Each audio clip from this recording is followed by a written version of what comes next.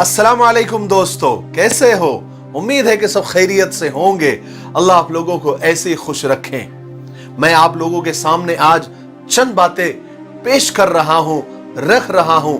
اگر آپ کے اندر وہ ہیں تو قابل غور ہیں، اس پر دوبارہ سوچنے کی ضرورت ہے، نظر ثانی کی ضرورت ہے۔ اگر آپ نے چہرے پر داڑھی اور ٹوپی سجا کر رکھی ہے لیکن نظریں جھکی ہوئی نہیں ہے، ادھر ادھر بھٹکتی رہتی ہے، تو قابل غور ہیں۔ اگر آپ عبادات سارے کے سارے ٹائم پر انجام دے رہے ہیں لیکن ریاکاری اور دکھاوے کے ساتھ، تو قابل غور ہیں۔ اگر آپ حجاب کر رہی ہے لیکن میک اپ کے ساتھ، اور حجاب کی عبا اور برقع بہت تنگ ہے، اور خوشبو لگا کر غیر مردوں کے بیچ اور نامحرموں کے بیچ سج سور کر چل رہی ہے، تو قابل غور ہیں۔ باہر دوستوں کے ساتھ تو بہت نرم لہجہ اور بہترین رویہ، لیکن گھر میں ماں باپ بیوی بچوں کے ساتھ بد اخلاقی اور ظلم ہے، تو قابل غور ہیں۔ اگر آپ مہمانوں کی بہت آؤ بھگت کرتے ہیں، ان کی خدمت کرتے ہیں، لیکن ان کے جانے کے بعد ان کی غیبت کرتے ہیں، ان کے پیٹھ کے پیچھے ان کی برائی کرتے ہیں، تو قابل غور ہیں۔ اگر آپ صدقہ بہت زیادہ نکالتے ہیں، خیرات بہت زیادہ کرتے ہیں، لیکن اسی کے ساتھ فقراء کو اور ضرورت مندوں کو تانے بھی دیتے ہیں، ان پر احسان بھی جتاتے ہیں، تو قابل غور ہیں۔ اگر آپ تہجد اور قرآن پاک کثرت سے پڑھتے ہیں لیکن رشتہ داروں سے قطع تعلق کرتے ہیں، ان سے بات بند کرتے ہیں، ان سے جھگڑا کرتے ہیں، ان سے دور رہتے ہیں، تو یہ بات بھی قابل غور ہیں۔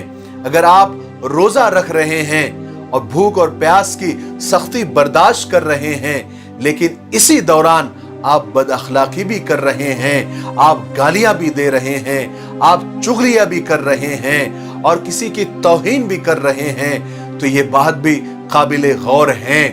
اگر آپ دوسروں کے ساتھ نیکیاں کر رہے ہیں لیکن کسی اور مقصد کو حاصل کرنے کے لیے، نہ کہ رضا الہی کے لیے، نہ کہ اللہ کو خوش کرنے کے لیے، تو یہ بات بھی قابل غور ہیں۔ اگر آپ سوشل میڈیا کا غلط استعمال کرتے ہیں اور سوشل میڈیا جیسے اتنے بڑے پلیٹ فارم کو دین کے پھیلانے کا، انسانیت اور مانوتا کو پھیلانے کا ذریعہ نہیں بناتے ہیں، اپنے ڈیٹا اور اپنے پیسوں کو یوں ہی ضائع کرتے ہو، تو یہ بات بھی قابل غور ہیں۔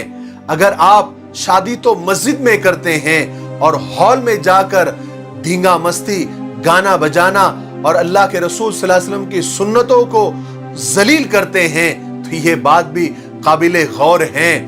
اگر آپ حالات تو دیکھ رہے ہیں، سن رہے ہیں، آپ کو وجہ بھی معلوم ہے کہ یہ سب ہمارے بدعمالی کی وجہ سے ہیں، پھر بھی توبہ کی توفیق نہیں ہو رہی ہے، تو یہ بات بھی قابل غور ہیں۔ خبردار ہو جائیں، ہوشیار ہو جائیں، نیکیوں کو ضائع ہونے سے بچائیں۔ اگر آپ اتنی محنت کر رہے ہیں جبکہ وہ ساری کی ساری تھوڑی تھوڑی غلطیوں سے اور نیتوں کی خرابیوں کی وجہ سے ضائع ہو رہی ہے اور نیکیوں کی تھیلی خالی ہوتی جا رہی ہے، تو یہ بات بھی قابل غور ہے۔ اللہ تبارک و تعالی ہمیں سچے دل سے اور للہیت کے ساتھ اور اخلاص نیت کے ساتھ سارے اعمال کرنے کی توفیق نصیب فرمائے۔ میرے لیے، پوری امت کے لیے اور پوری انسانیت کے لیے دعا کرتے رہیں۔ السلام علیکم ورحمۃ اللہ وبرکاتہ۔